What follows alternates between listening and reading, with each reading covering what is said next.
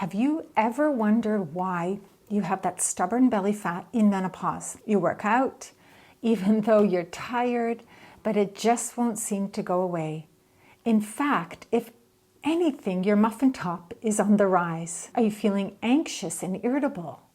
Or burned out and depressed? Or maybe you're bouncing around from one of these states to another as your adrenal glands sputter and spit in an attempt to keep you going. Keep in mind that the adrenal glands are just one part of the endocrine system, which includes the hypothalamus, pituitary gland, the thyroid, the parathyroids, adrenal glands, pineal gland, reproductive glands, and pancreas.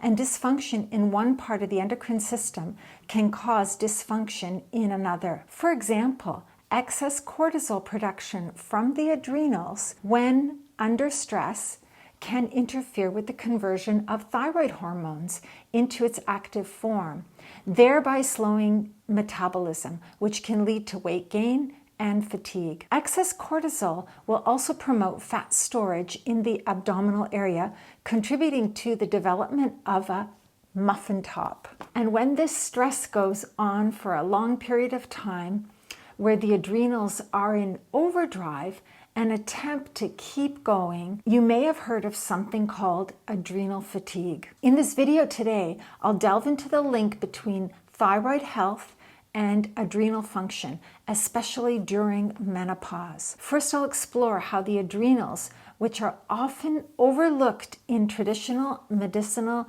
diagnostics, play an important role in our hormonal ecosystem.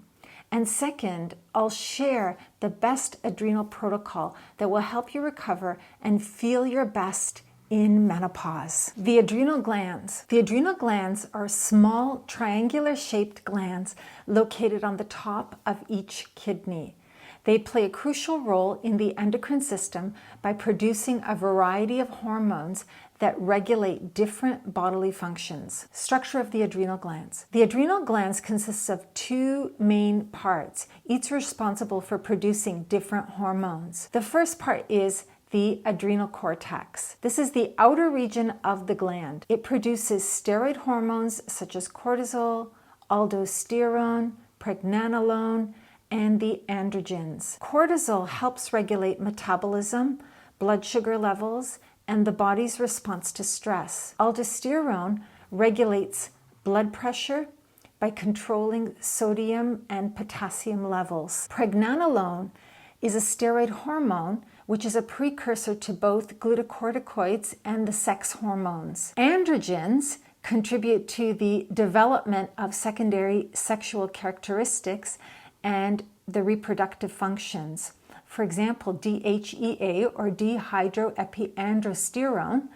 This hormone serves as a precursor to estrogen and testosterone. Its levels typically decrease with age, which can contribute to various age-related changes and symptoms in menopausal women. Second part of the adrenals is the adrenal medulla, the inner region of the gland. This produces the catecholamines such as adrenaline, also known as epinephrine, and noradrenaline, also known as norepinephrine. These hormones help the body respond to stress by increasing your heart rate, blood pressure, and blood flow to your muscles. What is the function of the adrenal glands? First, stress response. The adrenal glands are essential for managing stress.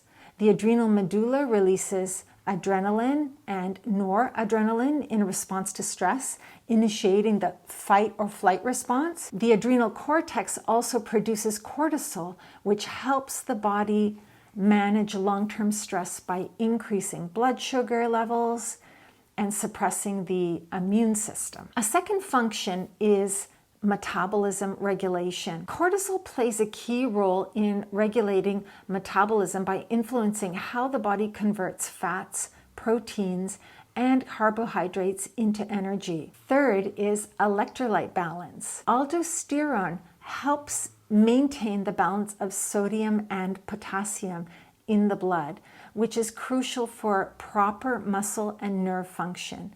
and for maintaining healthy blood pressure levels. Number 4, immune function. Cortisol has anti-inflammatory effects and helps regulate the immune system's response to infection and injury. Number 5, sexual development and function. The androgens produced by the adrenal cortex contribute to sexual development and reproductive functions. Although they play a lesser role compared to the gonadal hormones of testosterone and estrogen. During menopause, the production of estrogen by the ovaries declines significantly. However, the adrenal glands do not completely take over estrogen production. Instead, they contribute to a smaller extent through the production of androgens, which can be then converted to estrogens in peripheral tissues. Adrenal contribution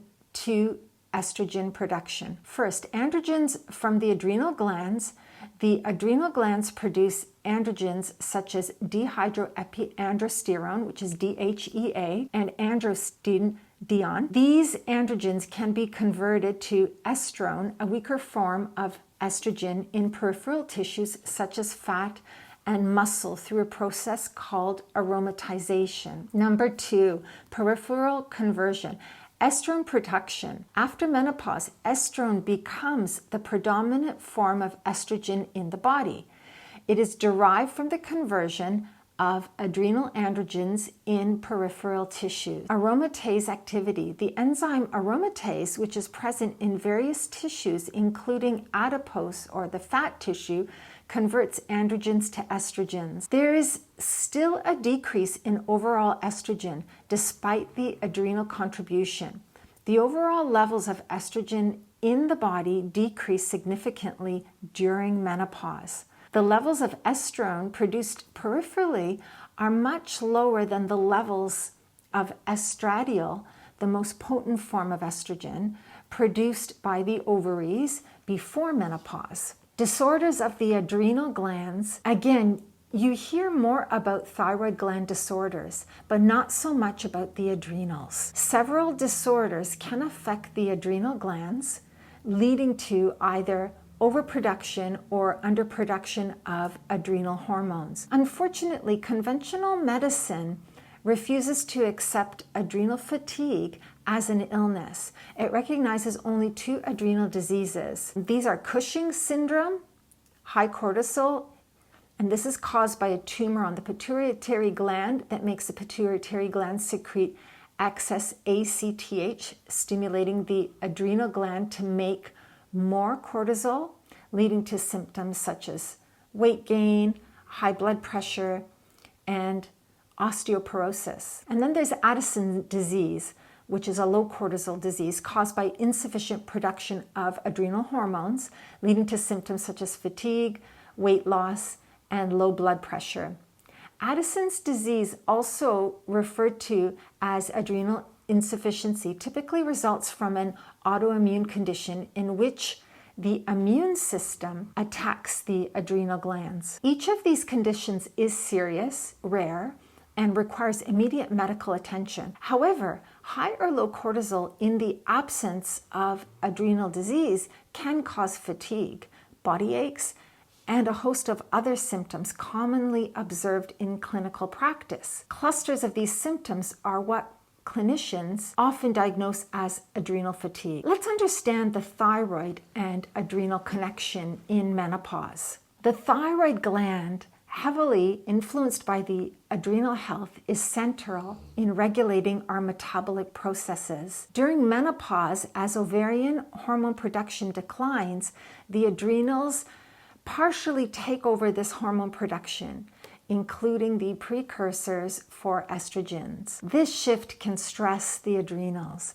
especially in our fast-paced world marked by increased exposure to stressors such as technology, environmental toxins, and lifestyle changes. So in menopause, the decline in ovarian hormone production leads to a greater reliance on adrenal glands for hormone production, including the conversion of androgens to estrogens in peripheral tissues. This increased demand on the adrenal glands can contribute to adrenal stress or fatigue for several reasons. First, increased hormonal demand. Androgen production. The adrenal glands produce androgens, which are then converted to estrogens in the peripheral tissues, as I've mentioned. The increased need for these androgens to maintain hormonal balance during menopause can overburden the adrenal glands. Cortisol production. Adrenals also responsible for producing cortisol, the stress hormone. With the added task of androgen production, there can be a higher overall demand on adrenal function. Number 2, chronic stress and cortisol production. The stress response. Chronic stress, which is common during midlife due to various factors such as career pressures, family responsibilities and changes, and physical changes. Over time, this chronic stimulation can deplete adrenal resources and lead to adrenal fatigue. Cortisol imbalance. Here's where the thyroid is affected. Prolonged high cortisol levels can disrupt other hormonal balances, including thyroid hormones, and impact overall health. Number 3, symptoms of adrenal stress, fatigue. One of the primary symptoms of adrenal stress or fatigue is chronic tiredness that does not improve with rest. Hormonal imbalance. Symptoms such as weight gain, particularly around the abdomen, sleep disturbances, mood swings, and decreased immune function can arise from adrenal stress. Reduced resilience. The body's ability to cope with stress diminishes, leading to a cycle where stress exacerbates adrenal fatigue, which in turn impairs stress management. Number 4, interaction with other hormones. Thyroid function. Adrenal stress can affect, as I've mentioned, thyroid function, as both systems are interlinked. For instance, high cortisol levels can inhibit the conversion of thyroid hormone T4 to the active form T3, leading to symptoms of hypothyroidism. Insulin resistance. Adrenal stress and high cortisol levels can contribute to insulin resistance, increasing the risk of metabolic syndrome and type 2 diabetes, which are concerns during menopause. There you have the conundrum in menopause when the adrenals need to step up and take over, but are too exhausted.